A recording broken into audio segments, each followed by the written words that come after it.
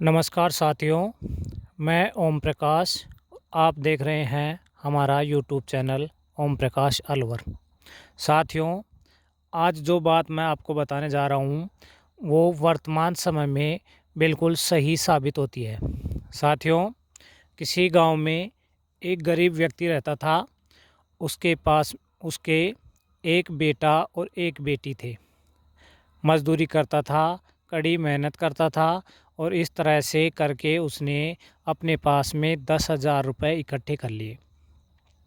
10,000 रुपये इकट्ठे हो जाने के बाद में उस समय की बात है जिस समय लोग बैंकों में रुपए जमा नहीं करवाते थे और किसी साहूकार को या ऐसे ही किसी ज़मींदार को या जो पैसे वाला व्यक्ति होता था उसको उन रुपयों को दे देता था। साथियों, इसी तरह से वो व्यक्ति 10,000 रुपये इकट्ठे कर लेता है और इकट्ठे करने के बाद में वो उन रुपयों को लेकर के गांव का जो सेठ था उस सेठ के पास में जाता है और उसको कहता है कि सेठ जी, मेरे पास 10,000 रुपये हैं और आप उन 10,000 रुपयों को अपने पास में रख लो। अभी मेरी बेटी की उम्र 5 वर्ष है। जब मैं उसकी शादी करूँगा तो आप उन रुपयों को मेरे को वापस लौटा देना।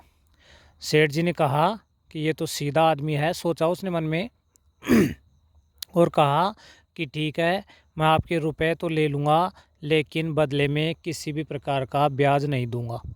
तो उस सीधे साधे आदमी ने कहा कि ठीक है, जब मेरी बेटी की उम्र लगभग 20 वर्ष हो जाएगी उस समय मैं इसकी शादी करूँगा और मेरे को ये रुपए वापस लौटा करके दे देना।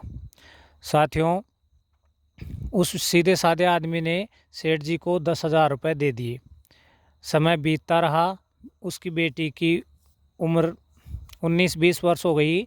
उस व्यक्ति ने शादी का कार्यक्रम शुरू कर दिया और जैसे शादी की समय आया और उसने कई तैयारियां भी कर ली थी तो सेठ जी के पास में गया और कहा कि सेठ जी, मेरे को वो 10,000 रुपये दो जो मैंने आपको 15 वर्ष पहले दिए थे।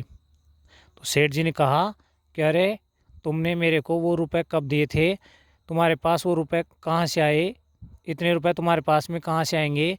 और तुम तो जन्म जन्म से गरीब व्यक्ति हो। तुमने मेरे को रुपए दिए नहीं, मेरे ऊपर झूठा इल्ज़ाम लगा रहे हो और तुमको इसकी सज़ा दिलवा दूंगा। और फिर उस सेठ ने उसको पीटा भी। साथियों, पीटने के बाद में पीटने के बाद में उस व्यक्ति ने बहुत अपनी बेइज्जती महसूस की और उसने सोचा कि शादी भी बिगड़ रही है, शादी का कार्यक्रम है, पैसे के बिना शादी भी बिगड़ जाएगी और इसने मेरे को पीटा भी है। तो पहले के ज़माने में क्या होता था कि लोग पंचों को इकट्ठा करते थे। तो उस मज़दूर व्यक्ति ने अपने गांव के जो पंच व्यक्ति थे उनसे संपर्क किया और सारी बात बताई और पंचायत बुलाई। साथियों, सही समय पे पंचायत आई और उस व्यक्ति ने अपनी आपबीती पंचों के सामने बताई। सेठ जी का भी उस गांव में प्रभाव था और सेठ जी ने कहा कि इस व्यक्ति के पास में पैसे थे ही नहीं मेरे पास देने देने के लिए, तो ये मेरे पास कैसे दे सकता है? तो सेठ जी ने कहा कि इसने मेरे को पैसे नहीं दिए। पंचों ने दोनों तरफ की बातों को सुना और लास्ट में ये कहा कि ठीक है, अब इस बात का कोई प्रमाण तो है नहीं कि तुमने इसको रुपए दिए थे, लेकिन आप ऐसा करो, गंगा जल ले करके और अपने बेटे को ले करके गोद में ले करके आप मंदिर में चढ़ जाओ। अगर आप सच्चे हैं तो आपका कुछ भी नहीं होगा। साथियों, सेठ जी ने सोचा कि ये व्यक्ति बहुत धार्मिक प्रवृत्ति का है और ये मंदिर में तो चढ़ेगा नहीं और मेरे को रुपए देने नहीं पड़ेंगे। लेकिन वो व्यक्ति है जो गंगा जल लेकर के और अपने बेटे को गोद में लेकर के मंदिर में चढ़ जाता है और जैसे ही वो मंदिर में चढ़ता है उसका इकलौता बेटा है जो मर जाता है।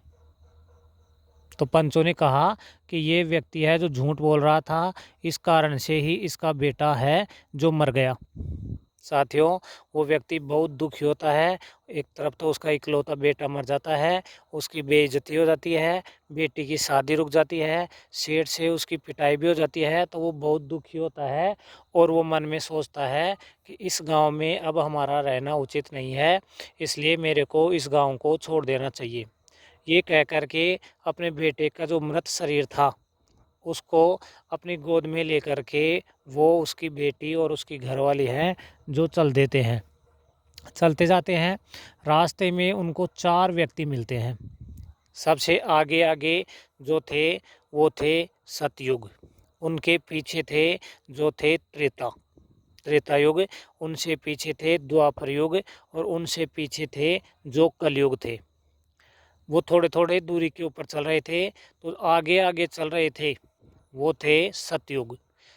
तो वो रोते हुए जा रहे थे गांव को छोड़ करके, तो सतयुग ने उनको पूछ लिया कि बताओ आपके ऊपर ऐसा क्या संकट आ गया कि आप इस तरह से इस गांव को छोड़ करके रोते हुए जा रहे हो। तो उस व्यक्ति ने सारी बात उस सतयुग को बताई। सतयुग है जो उसको देखकर रोने लग गया और कहा कि ये इस मामले में इस समस्या का मैं आपका कोई भी समाधान नहीं कर सकता। मेरे पीछे जो व्यक्ति आ रहे हैं आप उनसे मिलो, वो आपकी समस्या का समाधान कर सकते हैं। ये बोल करके सतयुग आगे निकल जाता है। उसके पीछे जो त्रेता युग आता है, तो उसके सामने भी जब वो रोते हुए मिलते हैं तो सतयुग उनसे पूछ लेता है, वो त्रेता युग उनसे पूछ लेता है कि बताओ आप इस तरह से रोते बिलखते क्यों जा रहे हो। वो व्यक्ति सारी बात त्रेता युग को भी बता देता है। तो त्रेता युग भी उस कहानी को सुन करके, उसकी बात को सुन करके रोने लग जाता है और कहता है कि इस समस्या का समाधान मेरे पास नहीं है, मेरे पीछे जो द्वापर युग आ रहा है आप उनसे मिलिए। साथियों, फिर वो उसके पास जब रोते रोते जाते हैं तो द्वापर उनको बोलता है कि इस समस्या का समाधान मेरे पास में भी नहीं है, लेकिन आप ज़्यादा परेशान मत हो, जो मेरे पीछे आ रहा है कलयुग वो आपकी समस्या का ज़रूर समाधान करेगा। आप तो उनसे मिलते ही उनके पास में रोने लग जाना और वो आपकी समस्या का समाधान करेंगे। साथियों, जैसे ही कलयुग आता है और कलयुग के वो पाँव में पड़ जाता है व्यक्ति और रोते रोते उनको अपनी आप बीती बताता है कि मैंने इस तरह से गांव के सेठ को रुपए दिए थे और जब समय हो गया तो मेरे साथ ये हुआ, पंचायत बुलाई, हमारा बेटा भी उसमें मर गया, बेटी की शादी रुक गई, बेइज्जती हुई और सेठ ने मेरे को पीटा भी और हम अब इस गांव में नहीं रहना चाहते और हमारे साथ बहुत ही अन्याय हुआ है। तो कलयुग ने कहा कि ठीक है, मैं तुम्हारी समस्या का समाधान करूंगा। आप ऐसा करो, आपका जो बेटा मर गया है इस मृत शरीर को आप दबाना मत, इसको आप वापस लेकर के गांव में जाइए और आप दोबारा से पंचायत बुलाइए और पंचायत में आप ये कहना कि मैंने इस व्यक्ति को 10,000 रुपये नहीं दिए थे, मैंने इसको 1,00,000 रुपये दिए थे।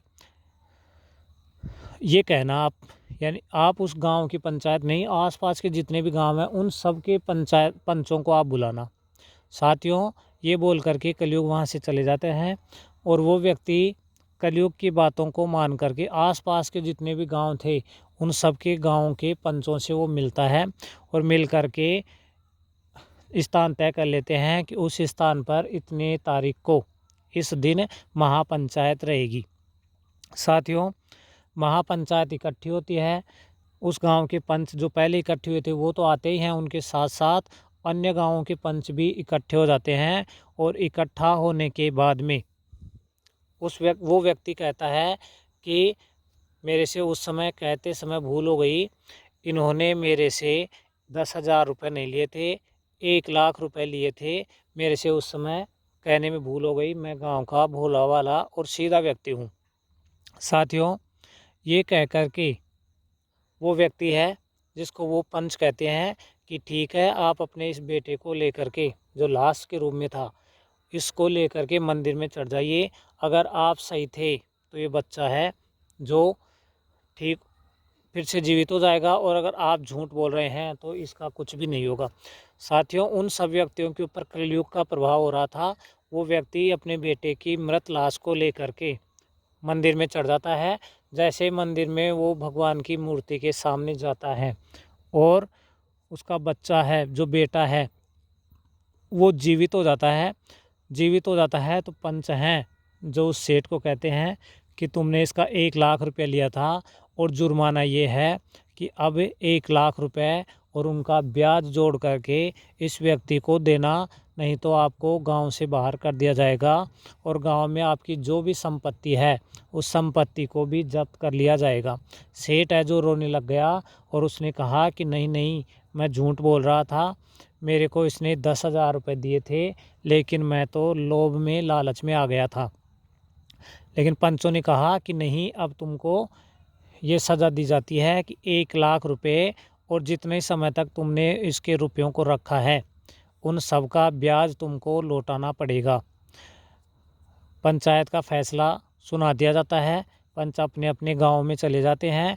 जब सेठ जी अपने घर जाते हैं और सेठानी को पता लगता है तो सेठानी भी उसको पीटती है, भला बुरा कहती है कि लालच के कारण तुमने बहुत नुकसान करवा दिया। साथियों, आज का ज़माना भी ऐसा ही है कि अगर आप सीधे साधे रहोगे तो लोग आपको जीने नहीं देंगे, और अगर आप तेज़ बुद्धि से काम लेंगे तो आप अपने कार्यों को निपटा सकते हैं। महाभारत का एक प्रसंग आता है कि जिस समय भीष्म पितामह बाणों की सैया पर लेटे हुए थे, महाभारत का युद्ध समाप्त हो जाता है, तो भगवान श्री कृष्ण, अर्जुन और अन्य जो पांडव थे वो उनसे मिलने जाते हैं। तो भीष्म पितामह कहते हैं भगवान श्री कृष्ण से कि आप त्रेता युग में भगवान राम आप ही थे और इस कलयुग में आप ही भगवान कृष्ण हैं। लेकिन राम, जिस समय आप राम थे उस समय आपने समस्त मर्यादाओं का पालन करते हुए रावण का मान मर्दन किया और रावण को पराजित किया और उनको मारा। लेकिन भगवान कृष्ण के रूप में आपने इतनी छल कपट से दुष्टों को मारा, ऐसा क्यों?